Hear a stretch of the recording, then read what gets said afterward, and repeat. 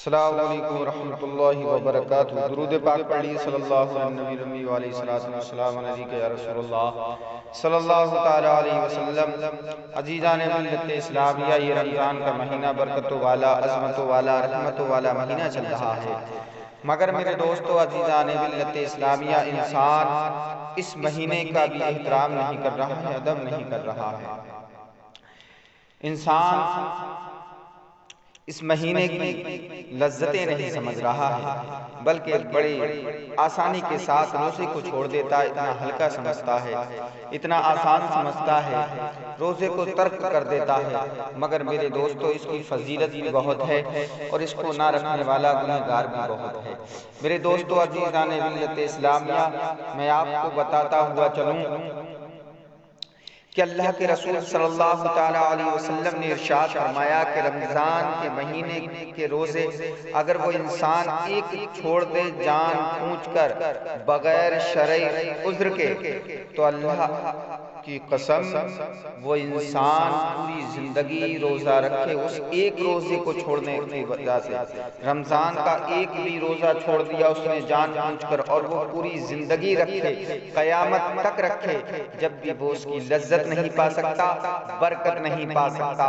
اللہ اکبر کبیرہ، یہ ایسا عظمتوں والا مہینہ ہے، ایسا برکتوں والا مہینہ ہے، تو ہم اسے کیوں ضائع کر دیتے ہیں؟ جب روزہ رکھتا ہے، جب انسان اللہ کی رضا کے لیے روزہ رکھتا ہے، تو اسے معلوم اور پتہ چلتا ہے، تب اسے معلوم اور پتہ چلتا ہے جب وہ صبح صادق سے لے کر اور سورج ڈوبنے تک، یعنی غروب آفتاب تک، تب اسے معلوم ہوتا ہے کہ میں نے پیاس اور بھوک کی شدت کو جب محسوس کیا، جب اسے بھوک اور پیاس کی شدت محسوس ہوتی ہے تو اسے پتہ لگتا ہے کہ ہاں کوئی پیاسا ہوگا، کہ ہاں کوئی بھوکا ہوگا، ہاں کوئی درد بھری جب کہانی سناتا ہے، کوئی پیاسا کوئی بھوکا ہے، تو معلوم اور پتہ چلتا ہے کہ غریب کی اہمیت اور مفلس کی اہمیت کو تب جانے گا کہیں جا کر پتہ چلتا ہے۔ اور عزیزان ملت اسلامیہ، ہمیں چاہیے کہ اپنے روزوں کو بھی رکھنا چاہیے، ہمیں چاہیے اللہ کی رضا کے لیے، ہمیں چاہیے کہ اللہ کی رضا کے لیے روزے رکھتے رہیں،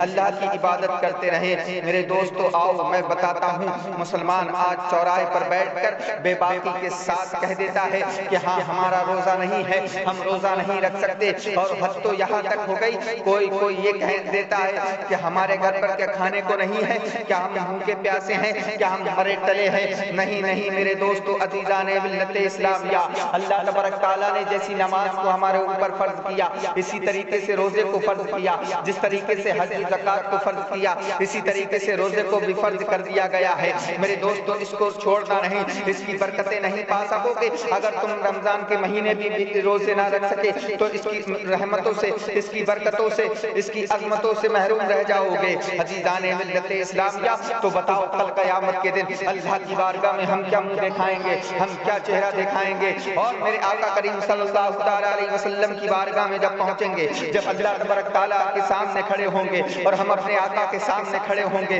ہماری نگاہیں جھک جائیں گی شرم کے مارے، ہم اٹھا نہیں سکیں گے۔ ہم کیا کہیں گے؟ ہمارے آقا نے اگر پوچھ لیا کہ تو میرا امتی تھا، میرا دعویٰ تو کرتا تھا کہ نبی سے محبت کرتا ہوں، بتا تو نے کیا میری محبت کا صلہ یہی دیا کہ تو نے رمضان کے روزے کو چھوڑا ہے؟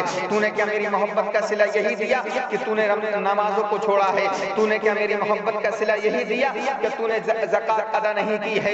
عزیزان ملت اسلامیہ، اور میرے آقا کریم صلی اللہ علیہ وسلم نے پوچھ لیا کہ بتا تو مجھ سے کس طریقے سے محبت کرتا تھا؟ کیا صرف انسانوں کو دکھانے کے لیے کرتا تھا؟ صرف کیا انسانوں کو پھیلانے کے لیے کرتا تھا؟ مگر عزیزان ملت اسلامیہ، ہمیں جاننا چاہیے اور پہچاننا چاہیے کہ اگر ہمیں نبی سے محبت ہے تو شریعت مصطفیٰ پر چلنا ہوگا، ہمیں اگر نبی سے محبت کرنا ہے تو نمازوں کو پڑھنا ہوگا، اگر ہمیں نبی سے محبت کرنا ہے تو زکوٰۃ کو دینا بھی ہوگا، اگر ہمیں نبی سے محبت کرنا ہے تو روزوں کو بھی رکھنا ہوگا، کل کہیں قیامت کے دن نبی کے سامنے ہمیں شرمندہ نہ ہونا پڑے۔